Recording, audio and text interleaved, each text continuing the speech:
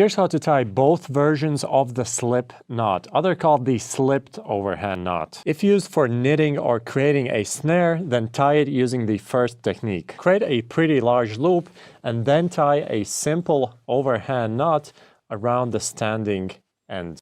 So the main idea behind it is that if you pull on the standing end, the loop will tighten itself and keep tight around the object. But if you want to create a quick release stopper knot, then use the second technique. Simply create a bight at the end of the rope and then with it tie a simple overhand knot.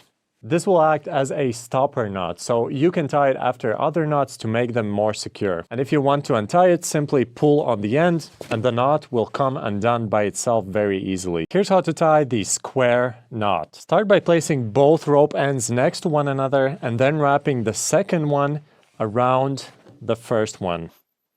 Now again, place both of them next to one another and wrap the right one around the left one, like this. Finish, pull both ropes while holding the rope ends, then release them and pull again. Make sure to leave the ends rather long because this knot tends to slip if pulled with a lot of force. For very simple applications, this knot is secure enough to connect to shorter ropes. If you want something more secure, you could do 2 turns around each rope instead of 1. But once tightened and put under load, it becomes pretty much a big mess that's very hard to untie. A much better solution would be to tie a figure-8 bend knot instead, which we covered in another video. Here's how to tie the anchor hitch. Start by taking the end of the rope and going 2 times around the object. Now take the end and go over and underneath both of these loops. And tighten it as much as you can before proceeding next. Then take the end and again go around the standing end and this time tuck it underneath itself over here, creating another half hitch. It's essentially a very strong hitch that is very unlikely to untie even with heavy or intermittent loads. It's actually very similar to the round turn and 2 half hitches knot, except here the first half hitch goes underneath both of these loops, making it more reliable and stronger. Use it anytime you need to attach something heavy to a pipe, a pole, or something similar. Here's how to tie the clove hitch, which is one of the most useful knots to know in everyday situations. To tie it, take the end of the rope and go around the post on the right side, then go around it once again, but this time on the left side, and finally tuck the end of the rope underneath this strand over here and tighten it. But also make sure to dress the knot neatly together so that there's no slack when you pull on it. It isn't the most secure hitch, but it's pretty strong and you can tie it very easily. But what's even better, you can untie it very easily when you don't need it anymore. If you want to make it more secure, you can tie another half hitch around it here in the front. Instead of a half hitch, a lot of people like to do another clove hitch on the top, but I found that the bottom clove hitch usually tends to seize up pretty badly if you do that. Here's how to tie the 2 half hitches knot. Start by taking the end of the rope and going around the support. Then go around the standing end and through this loop formed over here and tighten the knot. And then proceed by tying another identical half hitch in the same direction and finally tighten it.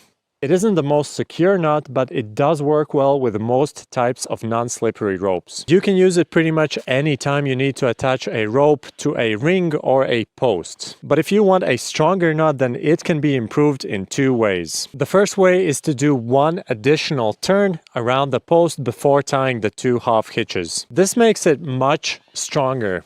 And in this case, it's called the round turn and 2 half hitches knot. The other one is to just tie another half hitch after the second one. In this case, it's called the 3 half hitches knot. Here's how to tie the European death knot, other called the flat overhand bend or the offset overhand bend. Place the 2 ropes next to each other, form a loop, and then take the ends of this rope and go through this loop.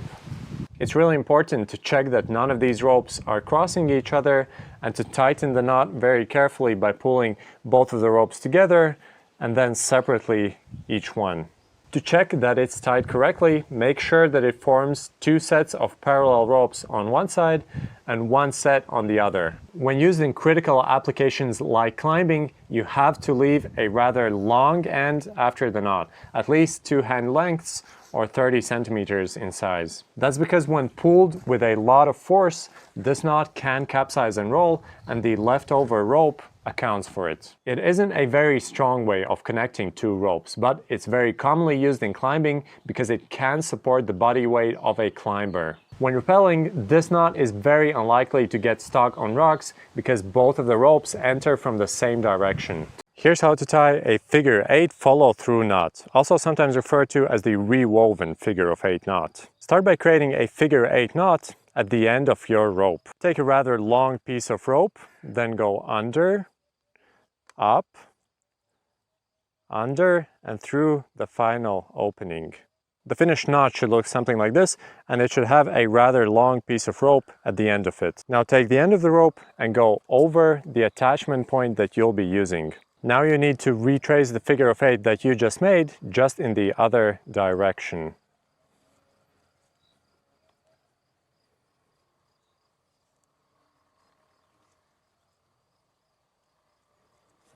To make sure that it's tied correctly, make sure that it has 3 sets of parallel ropes on each side. It's a very strong knot that's most commonly used in climbing for attaching to the harness, but you can also use it anytime you need to create a strong connection to a fixed object. The knot tightens by itself when it's pulled, so it doesn't require a stopper knot. But a lot of people, especially climbers, like to add another double overhand stopper knot for additional safety. To learn other useful knots, subscribe and check out our channel.